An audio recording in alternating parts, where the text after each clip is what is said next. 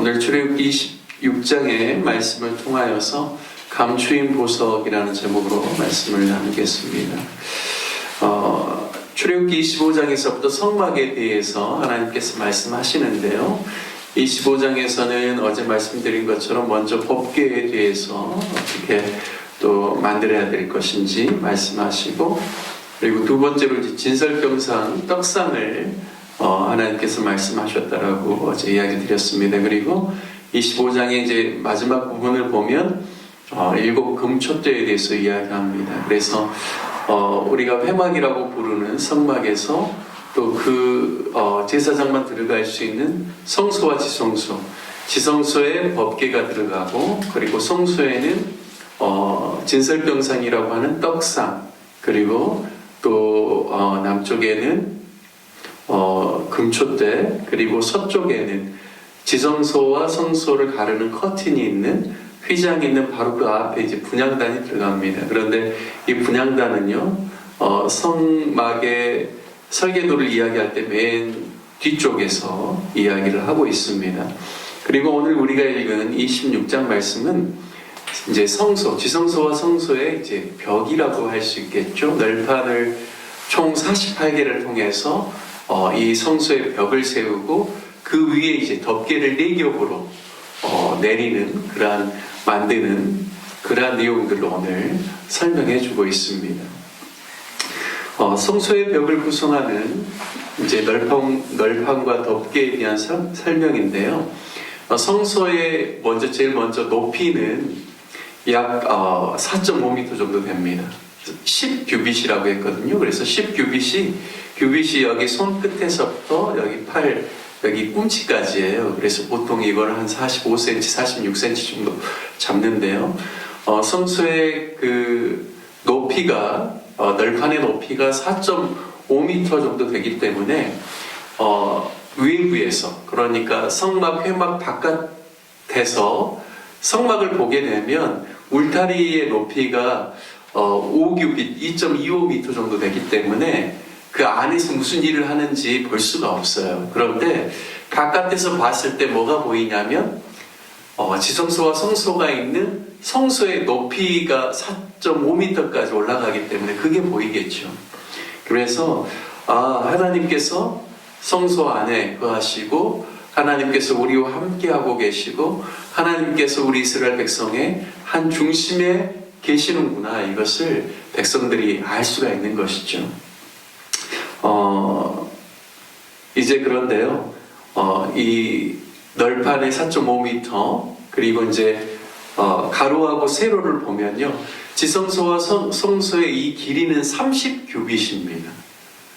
그러니까 약 한 15m가 좀 못 되죠. 13점 얼마가 되겠죠? 길이가. 높이는 한 4.5m. 그리고 또 이제 그 가로 긴 부분 말고요, 세로 이제 좀 좁은 부분은 거기는 5규빗입니다. 그러니까 한 4.45m 정도 되죠.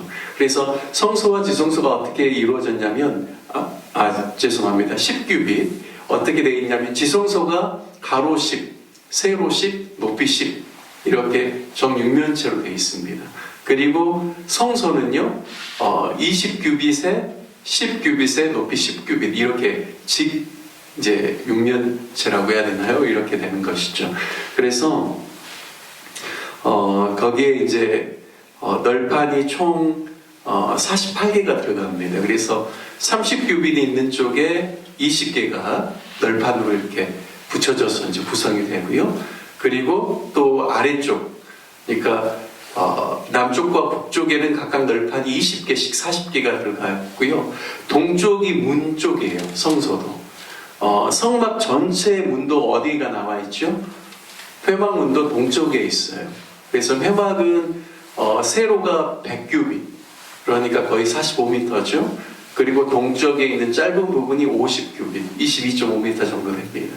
그리고 이제 회막이 차지하는 부분이 이제 정중앙에 20규빗인가요?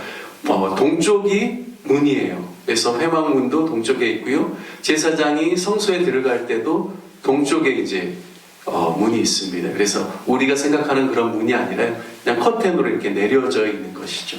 그러다 보니까 성소도 보면 널판이 그러니까 서쪽하고 남쪽하고 북쪽만 있고요. 동쪽에는 커튼이 내려와야 되기 때문에 기둥만 5개가 있습니다. 오늘 이제 그런 우리가 출애굽기 26장에 읽었던 내용들을 보면 기둥이 5개 있더라고요. 그리고 또 성소에서 지성소로 들어가는데도 기둥이 4개가 있고 거기도 이제 휘장, 커튼으로 되어 있는 것이죠.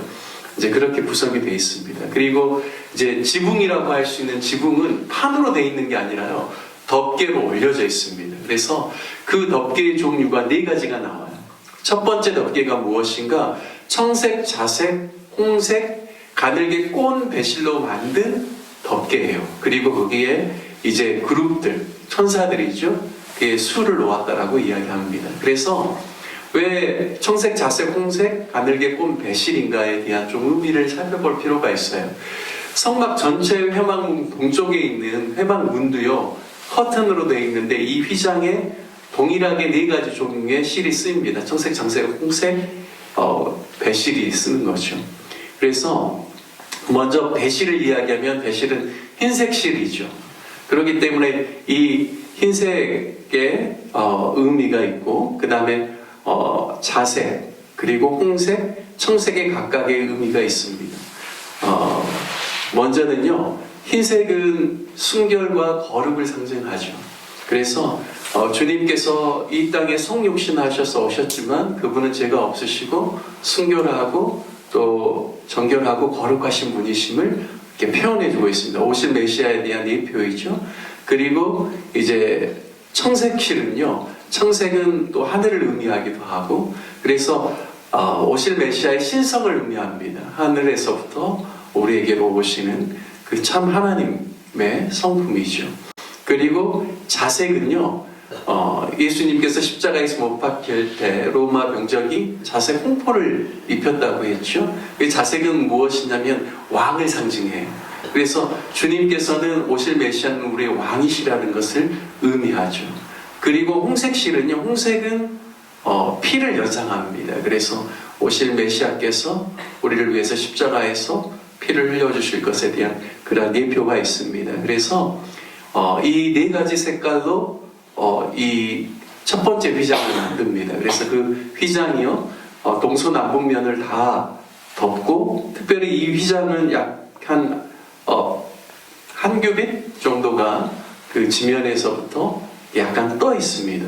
그리고 동쪽에 있는 문에서는요, 완전히 이 그 첫 번째 휘장은 아예 밑에까지 쭉 내려오게 되어 있습니다. 그래서 전체를 어떻게 보면 덮고 있는 모양이죠.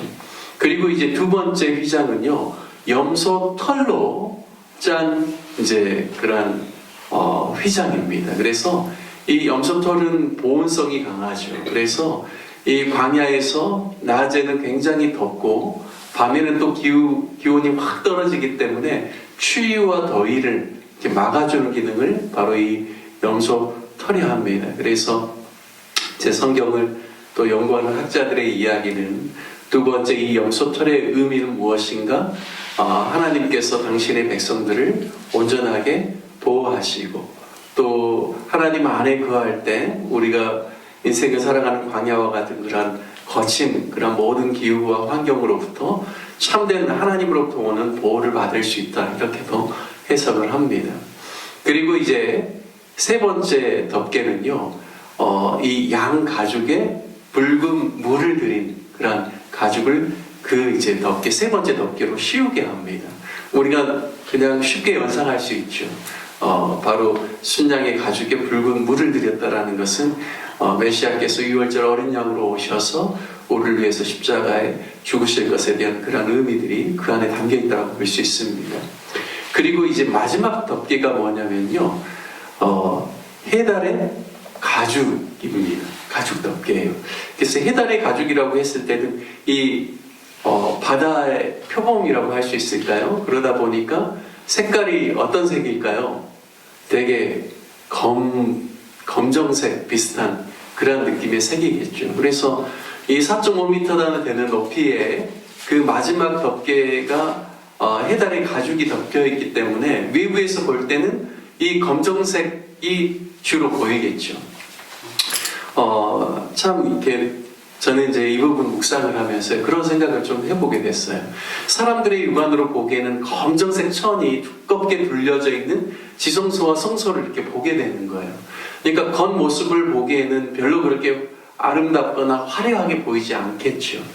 여러분, 그런데 그 성소와 지성소를 이렇게 구성되어 있는 이 성소는요, 굉장한 금이 들어가 있습니다. 예를 들어 남쪽에 있는 성소에 놓아둔 7 금촛대는요, 금 1달란트 무게로 쳐서 만들라고 했어요. 그러니까 이게 금 1달란트면 33kg예요, 금이. 그러니까 엄청난 금의 무게가 되는 것이죠. 그것을 쳐서라는 거는 이게 두드려서, 주조하거나 그런 붙여서가 아니라 쳐서 이렇게 7 촛대를 만들려고 하죠. 한 가지에서부터 이제 6개가 이렇게 나와서요. 그래서 금이 엄청나게 많이 들어가 있는데요. 이것뿐만 아니라 지성소 성소를 이루는 모든 게 다 그렇습니다. 예를 들어 널판을 만들 때도요, 그 안은 속재료는 뭐가 들어가냐면 법궤를 만들 때와 같이 씨띠나무, 조각목이 들어가죠. 그런데 그것을 안과 밖으로 싸고 있는 건 뭐냐면 금입니다. 그리고 맨 위쪽도 금태를 두르라고 말씀하셨기 때문에 금이 다 싸고 있어요. 그래서 이 성경학자들이 전체 금의 무게를 성소와 지성소에 들어가는 모든 그 재료 안에 들어갈 금의 무게를 대략 재보니까요, 900kg가 넘습니다. 그러니까 거의 1톤 가까운 금이 그 지성소와 성소 안에 있는 모든 재료 안에 이렇게 있다라는 거죠. 그러면 제가 궁금해서 한돈의 금 무게를 요즘 시세를 알아봤더니 거의 한 49만 원 하더라고요. 엄청 금값이 비싼데, 제가 한번 1톤으로 잡고 이렇게 계산을 해보니까요, 1,000억이 넘습니다. 그 가치가요. 근데 좀 생각을 해보십시오. 그 안에는 그렇게 화려하고 아름다운 정금으로, 그냥 그 안에 들어가면요, 정금에 반사되는 그 7 금촛대에서 나오는 그 불을 밝히는 빛 때문에요, 얼마나 아름답고 얼마나 그 안이 정말 그냥 들어가도 휘황찬란하게 보이겠습니까? 그런데요, 이스라엘 백성들이 볼 때는 그 안에 있는 모습이 보이는 게 아니라 그 바깥에 있는 해달의 가죽으로 이렇게 쌓여 있는 모습이 보인다는 거죠. 저는 그 부분을 묵상하면서 마태복음 13장 44절에 예수님께서 말씀하신 천국에 대한 그 비유가 생각이 났습니다. 그것은 무엇이냐면, 천국은 마치 밭에 감추인 보화와 같으니 사람이 이를 발견한 후 숨겨두고 기뻐하며 돌아가서 자기 소유를 다 팔아 그 밭을 사느니라 라는 말씀입니다. 하나님께서는 하나님의 백성들에게 당신의 화려함이나 뭔가 이렇게 외형적인 아름다움으로 자신을 어필하는 것이 아니라 그들과 그냥 평범하게, 어떻게 보면 그들이 광야에서, 거친 광야에서 살아갈 때 그들이 고통과 힘든 그러한 시간들을 보내게 되는데, 마치 거기에 어울릴 그러한 외형적인 모습을 보여주고 있지만, 하나님의 진면목이라고 할 수 있는 그분의 성소와 지성소에 들어가면 그분의 가장 영광스럽고 아름다운 모습이 그 안에 담겨져 있다는 것이죠. 저는 그 부분을 묵상하면서 정말 우리가 보아야 될 것은 해달의 가죽이 아니라 이스라엘 백성의 중심 가운데 거하시면서 그분의 영광의 광채를 통하여서 온 이스라엘 백성들에게 참 하나님이 되시고 당신의 아름다움을 나타내시는 그 하나님을 보아야 되는 게 아닌가라는 생각들을 하게 되었습니다. 우리도 마찬가지죠. 그리스도인으로서 이 땅을 살아가면서 우리가 세상의 외적인 아름다움을 세상 가운데 나타내려고 하는 것보다는 우리 안에 있는 내적인 아름다움, 하나님께서 우리 가운데 주신 영광의 광채를 세상 가운데 나타내는 삶을 살아갈 때, 그것이 하나님께서 우리에게 가장 원하시는 바고 그것이 하나님의 백성다운 삶이 되는 것이 아닌가라는 생각들을 해보게 됩니다. 오늘 저와 여러분이 하나님의 그 성수의 아름다운 영광을 생각하면서 오늘 하루를 살아갈 때도 우리 내면을 통하여서 그리스도의 영광의 아름다운 빛을 나타내는 저와 여러분 되시기를 주님의 이름으로 축복합니다. 함께 같이 말씀 적용하며 기도하기를 원합니다.